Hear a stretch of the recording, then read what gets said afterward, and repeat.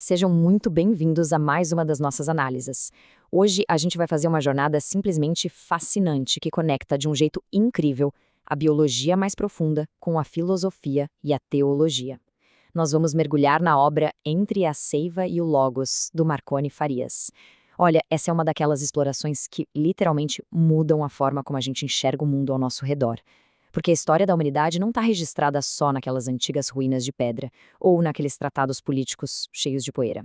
Existe uma memória muito mais silenciosa, gravada na própria terra, na seiva das plantas e em toda a estrutura da criação.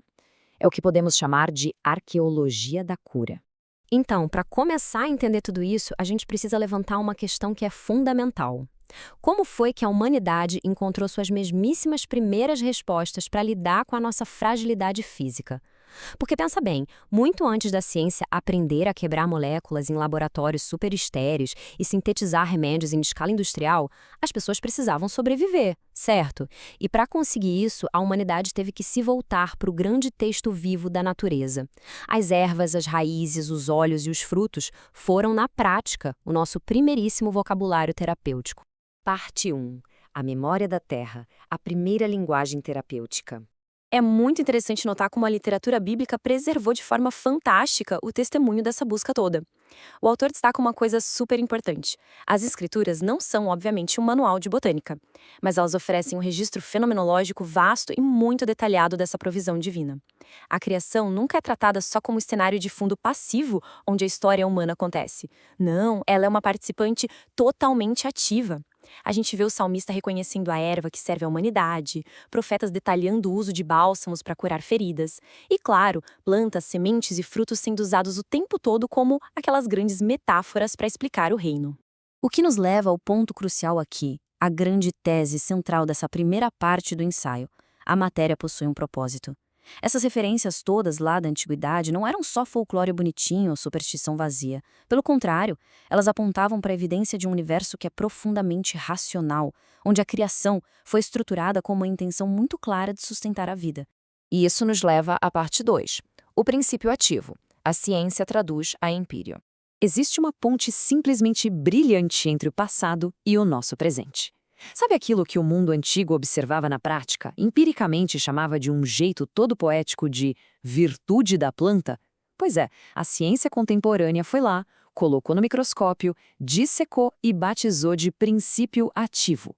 Então, quando a hortelã ou a canela eram usadas lá no passado, não era só um costume cultural aleatório. A humanidade já estava lidando com estruturas bioquímicas incrivelmente sofisticadas.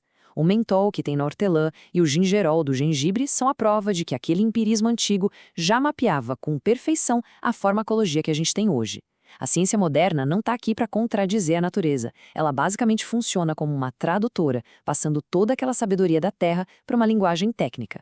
Mas, como o próprio texto faz questão de alertar, a gente não pode esquecer de uma dimensão ética importantíssima. Reconhecer toda essa potência terapêutica exige, acima de tudo, prudência. Tem um erro muito comum que a gente comete hoje em dia, que é achar que, se é natural, então é inocente ou inofensivo. Esquece, isso não é verdade. Qualquer substância que tenha o poder de curar também carrega o potencial de causar um estrago gigante se for manipulada sem sabedoria. Por isso, a ética da dosagem não é só um detalhe médico. É uma responsabilidade humana direta no nosso cuidado com a criação. Parte 3. A fronteira da matéria. Os limites da biologia. Olha, a fitoterapia e a nossa farmacologia moderna são um verdadeiro espetáculo para aliviar dores físicas, reduzir aquelas inflamações e consertar o nosso maquinário celular. Mas o detalhe é que elas param exatamente aí. Uma molécula de mentol, por mais incrível que seja, não tem o poder de responder às nossas angústias existenciais mais profundas, porque o sofrimento humano vai muito além da biologia, né? Existe aquela dor que vem da nossa consciência da finitude, do luto, daquela ausência de sentido ou daquela ruptura interior que a gente às vezes sente. E para isso não existe raiz ou erva que traga alívio. A medicina alcança o corpo, mas a transcendência alcança o ser. Essa é uma daquelas distinções conceituais que a gente precisa parar e absorver. É a ponte perfeita que o autor constrói para nos levar um pouco além do microscópio, direto para a dimensão do significado profundo da nossa existência. Parte 4. Bio e Zoe, a dimensão do Logos.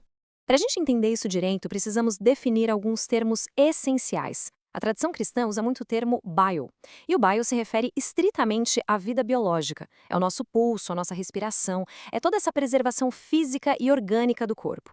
É exatamente nesse domínio que a ciência e a medicina operam de forma tão magnífica. Em total contraste a isso, a gente tem o Zoe. O Zoe já é a vida plena, mas na sua essência espiritual, completa e eterna.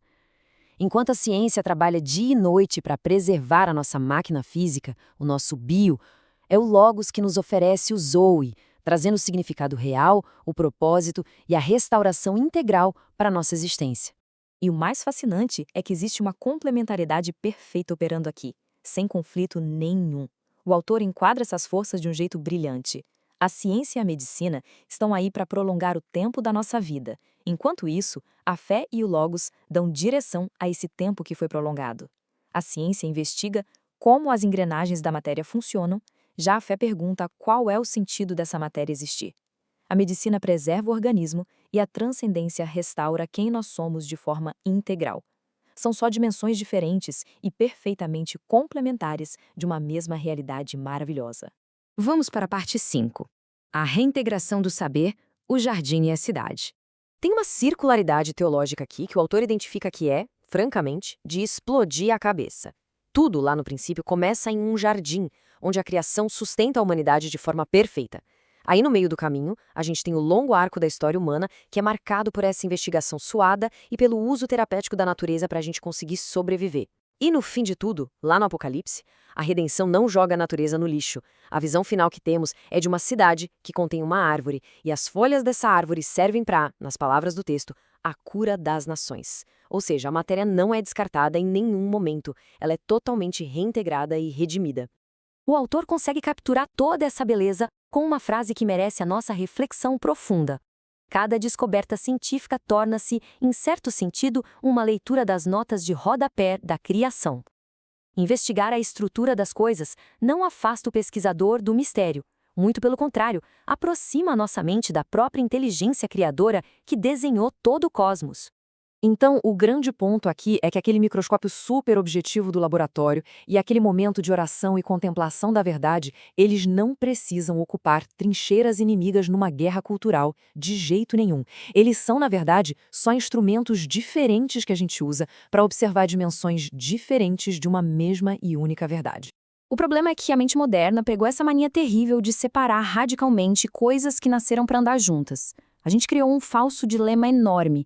De um lado, você tem essas espiritualidades mais alienadas que simplesmente desprezam todo o conhecimento científico. Do outro, uns racionalismos tão frios que reduzem toda a nossa complexidade humana a um punhado de impulsos químicos. Mas o ensaio nos lembra que a verdadeira sabedoria está na integração. Nós somos simultaneamente matéria e mistério, organismo e consciência. Um remédio nunca vai anular uma oração e uma oração não substitui a responsabilidade médica. Os dois são atos profundos de cuidado. Toda essa nossa exploração sobre a biologia e a natureza nos empurra de um jeito quase inevitável para essa pergunta que é monumental. Por que que existe ordem onde muito bem poderia ter um caos absoluto? Por que a matéria carrega dentro dela, desde o primeiro segundo, esse potencial exato para curar e sustentar a vida?